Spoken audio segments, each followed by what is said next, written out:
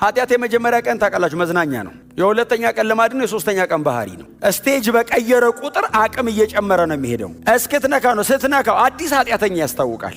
አዲስ ኃጢአተኛ ያስታውቃል። ማረኝ ማረኝ ማረኝ ማረኝ ማረኝ። ሲደግምስ ምረቱ አለ። ሶስተኛ ሲያደርገውስ ጥቅስ ነው ታኮ የሚያስገባው። አይ እንዲህ አይነቱ አይድንም። በእግዚአብሔር ቃል ጠቅሰ ኃጢአት የመስራት ሌቭል ላይ ከደረስክ ተላልፈ ተሰጥተሃል። ሰው እንዴት የእግዚአብሔርን ቃል ከፍቶ አይወቀስም? እንዴት ጥቅስ አንብቦ ኃጢአት ያደርጋል? ጳውሎስ ነፃ ወጣው የሚለው እኮ ከኃጢአት ነው። ተመልሶ እንዴት ሰው ባሪያ ይሆናል?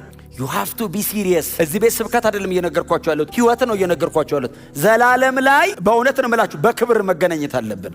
ሰማይ የሚያድነውን አገኘ ለምን ትባላለ? ለምን ለሽልማት ተሳቀርብም? የእግዚአብሔርን ቃል ስሰማ፣ ህጉን ስሰማ፣ በምኩራብም ይሁን በቤተ ክርስቲያን ሳዳምጥ በጣም በእግዚአብሔር ህግ ደስ ይለኛል። በቃ ከዛሬ ጀምሮ ይሄን ነው የምኖረው ብዬ ስወጣ ግን ከአይምሮዬ ህግ ጋር የሚጣላ በሰውነቴ ውስጥ ያለ ሌላ ደግሞ የኃጢአት ህግ አለ እና የማልፈልገውን ሳደርግ ራሴን አገኘዋለሁ አለ። በጣም ዲፎልት ነው ኃጢአት ላይ ያለ። ፕሮሰስ አድርጌው አይደለም ላድርገው አላድርገው ብዬ ሳይሆን እያረኩ ነው የምነቃው አለ። ራሴን የማገኘው የማልፈልገውን ሳደርግ ነው። እኔ ምንኛ ጎስቋላ ነኝ አለ። እኔ ሰውየውን በስዕላዊ መንገድ ዝም ብዬ አየዋለሁ። ማምለጥ ፈልጎ አይ እዚህ ላይ ቢሆን ስራቱ ገንጥሎ ይጦላል። ሰውነቴ ውስጥ ነው አለ። በምን ላውጣው አለ። ማን ያውጣኝ? ልክ እንዳልሆነ ባሪያ እያደረገኝ እንደሆነ ገብቶኛል። እኔ ግን አልችለውም አለ። ኃጢአት ይበልጠኛል አለ። ኃጢአት ዕድሜ ታላቅህ ነው፣ አትችለውም። ኃጢአት አልሰራህም ብለህ አትችለውም። ነፃ ውጪ ያስፈልጋል። የሞት ህግ ይለዋል። ነፃ የሚያወጣ የህይወት ህግ ነው። አንተ አትችልም። መንፈስ ቅዱስ ባንተ ውስጥ ገብቶ ነው ገነጣጥሎ የሚያወጣው። ከኃጢአት ነፃ መውጣት አቅቶኛል። እንዴት አድርጌ ላምልጥ? ጥሌ ወጣው ስል ይዘኛል። ወጣው ስል ይዘኛል። አቋ አልወጣድማ። መንፈስ ካወጣ ፈልጌ ካልተመለስኩ በቀር ባሪያ አልሆንም። ከእግዚአብሔር የተወለደ ኃጢአትን እና እየሰማነው የመጀመሪያ ቀን ደንግጠን አሁንስ ከመልመዳችን ብዛት ምንም እየመሰለን አይደለም። አንዳንድ ነገር እውነት ሳይሆን አይቀርም ወደ ማለት ሰው ደርሷል። መንፈሳዊ ዓለም ላይ በጣም ወፈር ያለ የኔ አይነት ድምፅና የተገጣጠመ ቃል አይገዛም።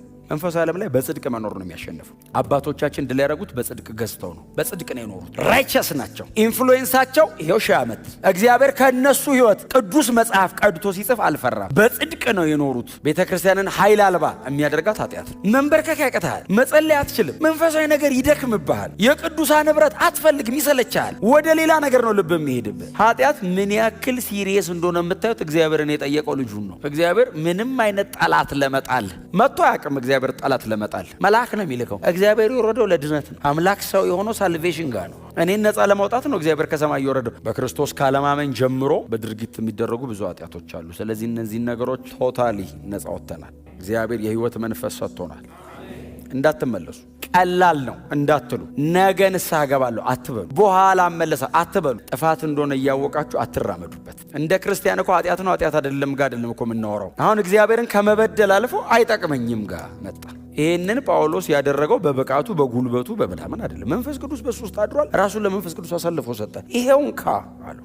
በእውነት ነው የምላችሁ፣ በሚቀጥለው ዘመናችሁ ላይ የትኛውም የእድሜያችሁ ክፍል ላይ መጸጸት የለባችሁ። ወይኔ ማለት የለባችሁ። ዛሬ ወስኑ።